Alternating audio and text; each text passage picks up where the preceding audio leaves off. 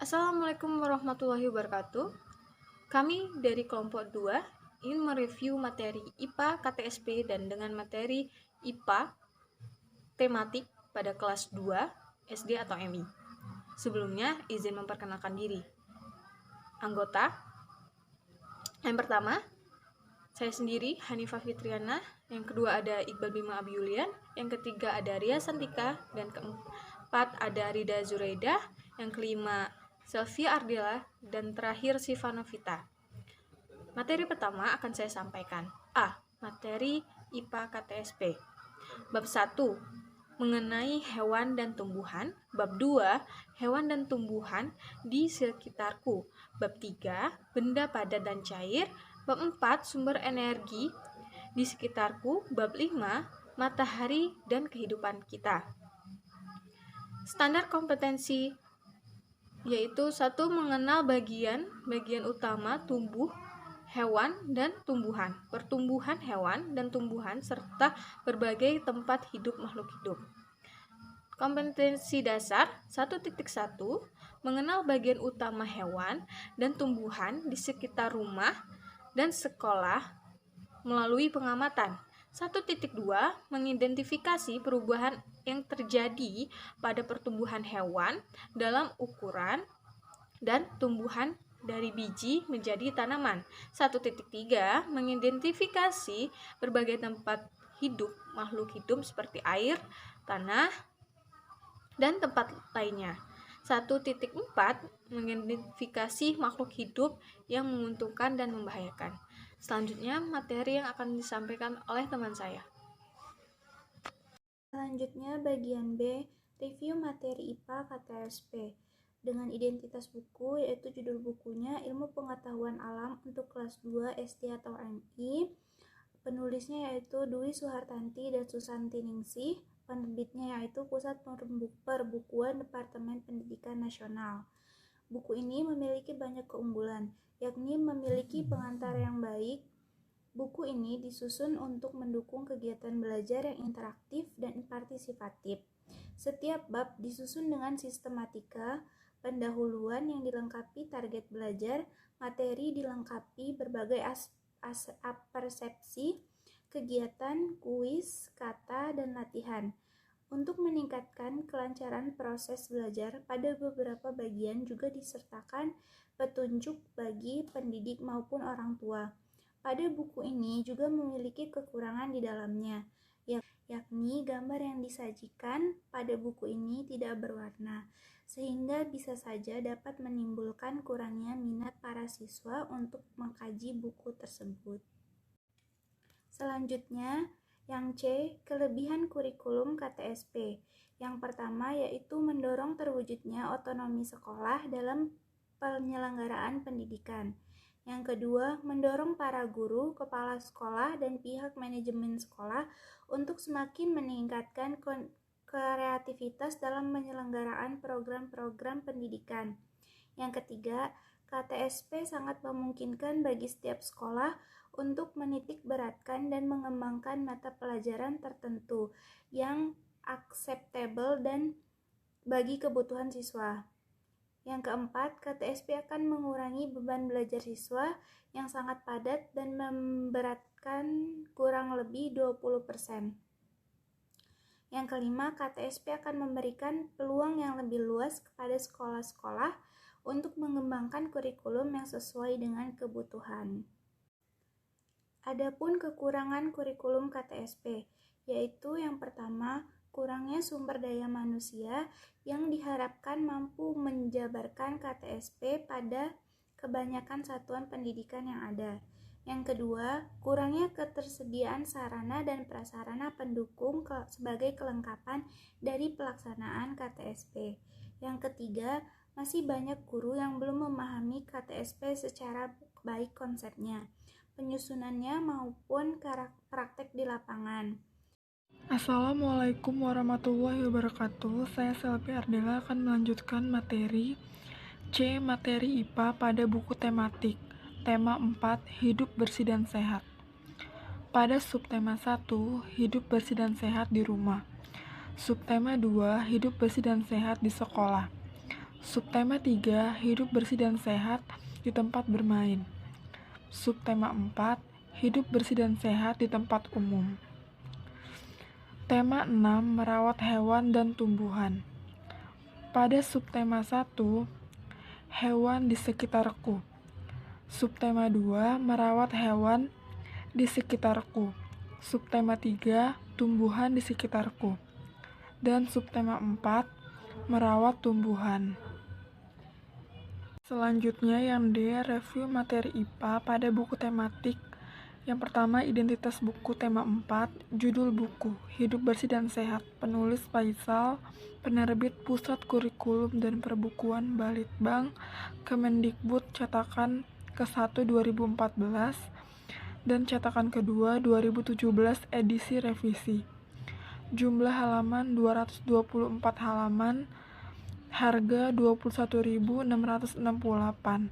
ukuran 29,7 cm, identitas buku tema 6, judul buku merawat hewan dan tumbuhan. Penulis Iren Maria Juli Astuti Francisca Sulistiawati. Penerbit Pusat Kurikulum dan Perbukuan Balitbang, Kemendikbud, cetakan ke-1 2014, sedangkan cetakan kedua 2017 edisi revisi. Jumlah halaman 232 halaman dan harga 25.000. Ukuran 29,7 cm. Assalamualaikum, saya Ria Santikas. Di sini saya akan melanjutkan materi yaitu yang F, kelebihan materi IPA K13. Pertama, kelebihan dari kurikulum 2013 adalah setiap anak atau peserta didik dituntut kreatif dan inovatif. Selain itu, ada juga yang namanya pengembangan karakter yang telah diintegrasikan ke dalam semua program studi pembelajaran mata pelajaran.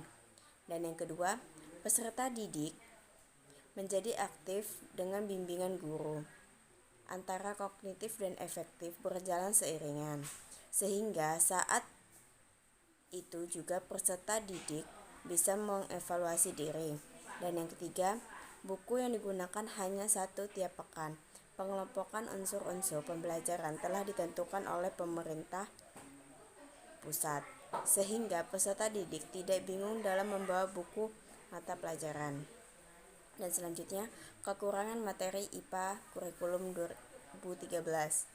Kurikulum 2013 tidak berdasarkan pada evaluasi dari pelaksanaan kurikulum tingkat satuan pendidikan atau KTSP 2006, sehingga dalam pelaksanaannya bisa membingungkan guru dan pemangku pendidikan.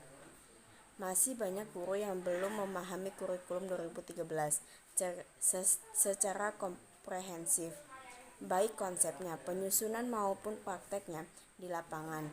Kurangnya SDM yang diharapkan mampu menjabarkan kurikulum pada satuan pendidikan yang ada dan masih rendahnya kualitas guru dan sekolah. Sekian, terima kasih. Assalamualaikum warahmatullahi wabarakatuh. Baik, untuk materi selanjutnya yaitu mengenai hasil perbandingan materi IPA KTSP 2006 dengan materi IPA pada buku tematik kurikulum 2013. Jadi, pada KTSP 2006, materi yang disusun itu memberikan pengetahuan untuk siswanya. Sedangkan buku tematik pada kurikulum 2013, materi itu disusun seimbang mencakup kompetensi sikap, pengetahuan, dan keterampilan.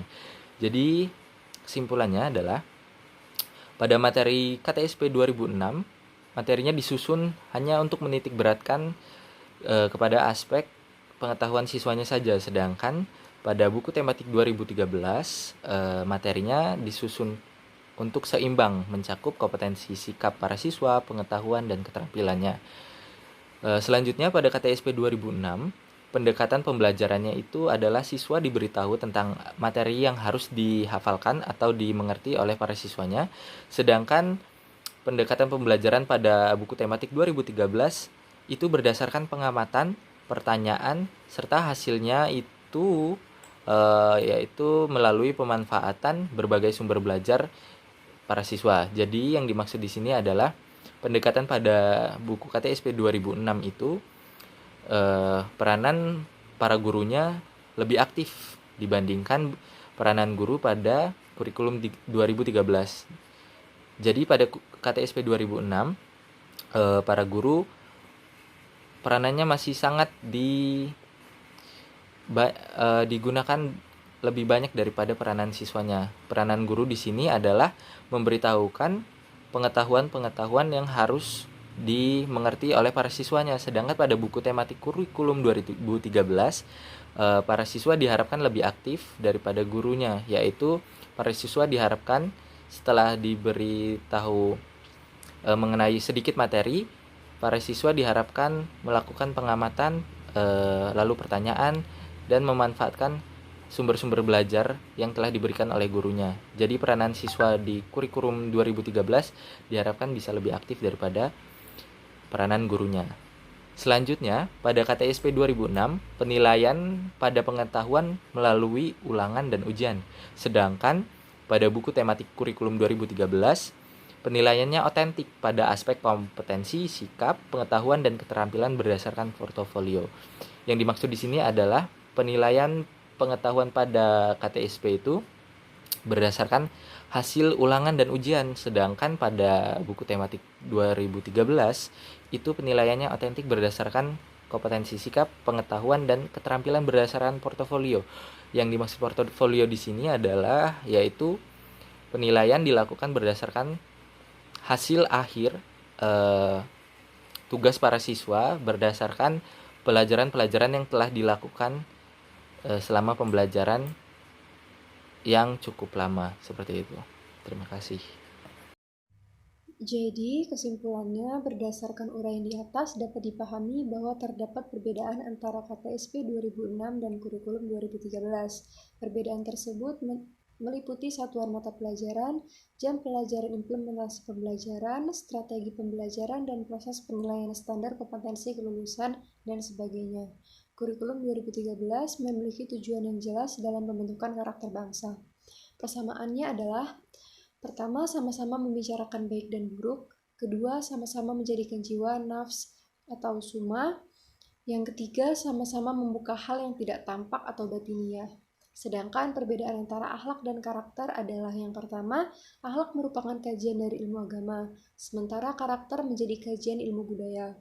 Kedua, akhlak sumbernya wahyu, sementara karakter sumbernya akal atau budaya masyarakat setempat. Dari uraian di atas, maka terlihat bahwa kurikulum 2013 pada dasarnya sangat aktual diterapkan dalam konteks Indonesia kontemporer. Hanya saja agar kurikulum ini bisa terlaksana dengan sukses, maka diperlukan penyiapan perangkat-perangkat yang diperlukan dengan sebaik-baiknya. Baiklah, mungkin itu saja yang dapat kami sampaikan. Mohon maaf apabila ada kesalahan kata-kata dalam pengucapan, dan kepada Allah kami mohon ampun. Kami akhiri, wabillahi taufiq wal hidayah. Wassalamualaikum warahmatullahi wabarakatuh.